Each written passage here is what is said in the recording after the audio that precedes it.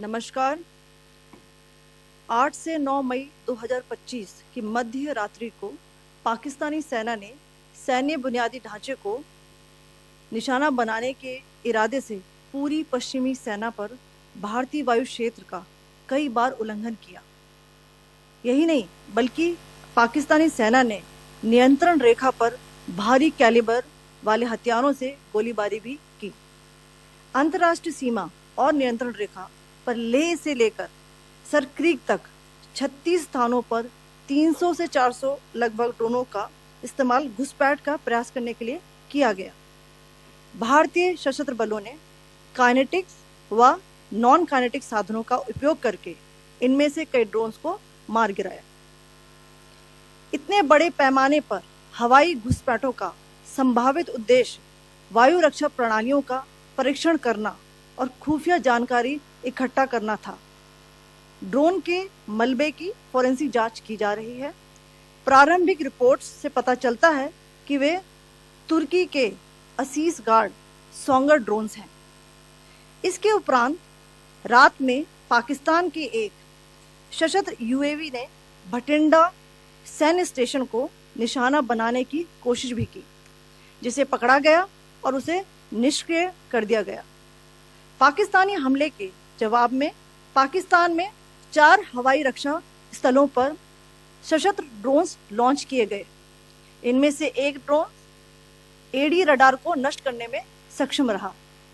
पाकिस्तान ने जम्मू कश्मीर के तंगधार, उरी, पुंछ, मेंढर, राजौरी, अखनूर और उधमपुर में भारी कैलिबर आर्टिलरी गन और सशस्त्र ड्रोन्स का उपयोग करके नियंत्रण रेखा के पार गोलीबारी भी की, जिसके परिणाम स्वरूप भारतीय सेना के कुछ जवान हताहत हुए और घायल हुए। भारतीय जवाबी कार्रवाई में पाकिस्तानी सेना को भी बड़ा नुकसान पहुंचाया गया। इसके अलावा पाकिस्तान का गैर जिम्मेदाराना व्यवहार फिर से सामने आया। 7 मई 2025 को रात 8:30 बजे एक असफल अकारण ड्रोन और मिसाइल हमला करने के बावजूद पाकिस्तान ने अपना नागरिक हवाई क्षेत्र बंद नहीं किया। पाकिस्तान अपने नागरिक विमानों को ढाल के रूप में इस्तेमाल कर रहा है, जबकि उसे अच्छी तरह से पता है कि भारत पर उसके हमले से हवाई रक्षा की तीव्र प्रतिक्रिया होगी। यह भारत और पाकिस्तान के बीच अंतर्राष्ट्रीय सीमा के पास उड़ान भरने वाले अंतर्राष्ट्रीय उड़ानों सहित नागरिक विमानों के लिए सुरक्षित नहीं है। यहाँ स्क्रीन शॉट में पंजाब सेक्टर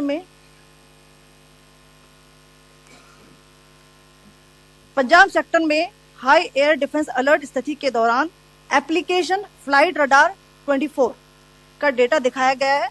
जैसा कि आप देख रहे हैं, यहाँ पर भारतीय पक्ष का हवाई क्षेत्र घोषित बंद के कारण नागरिक हवाई यातायात से पूरी तरह से रहित है।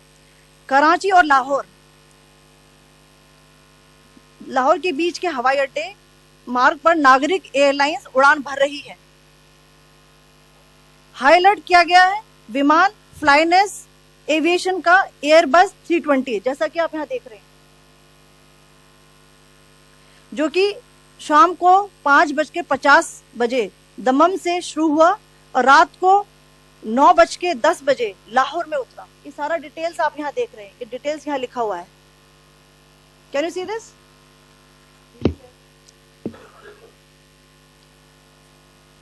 भारतीय वायुसेना ने अपनी प्रतिक्रिया में काफी संयम दिखाया और इस प्रकार अंतर्राष्ट्रीय नागरिक विमान सेवा की सुरक्षा सुनिश्चित की।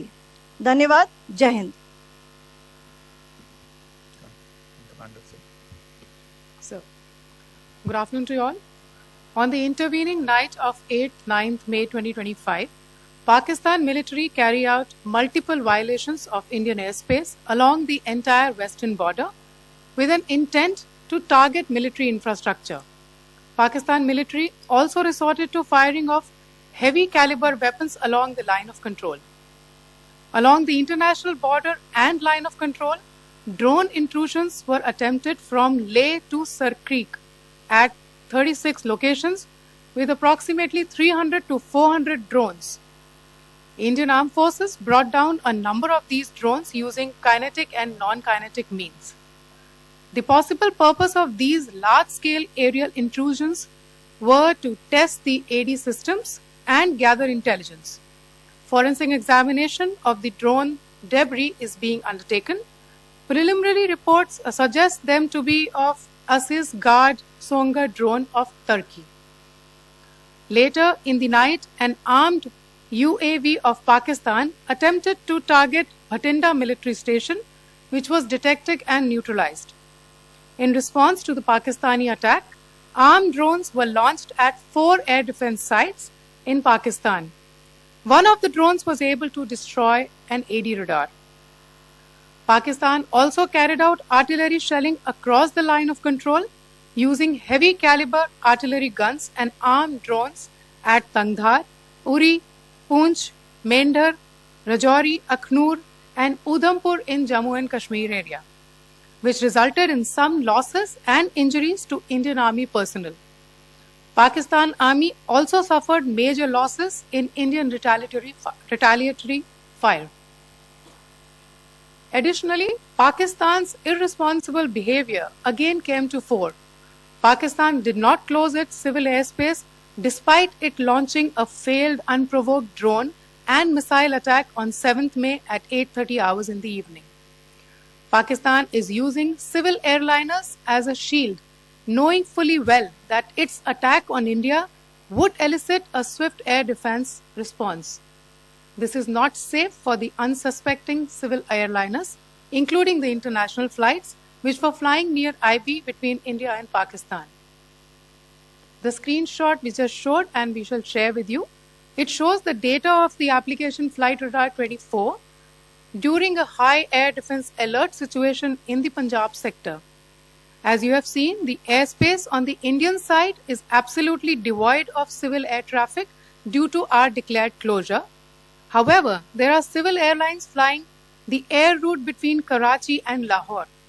Amongst the other civil aircraft that you can see, we have highlighted an aircraft which is Airbus 320 of Flynas Aviation, which was originated from Dammam at 1750 hours and landed later at Lahore at 2110 hours in the night. Indian Air Force demonstrated considerable restraint in its response, thus ensuring safety of international civil carrier.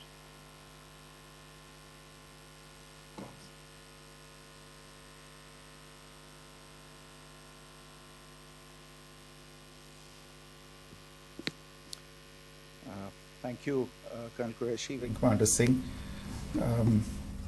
I have just a few points to share.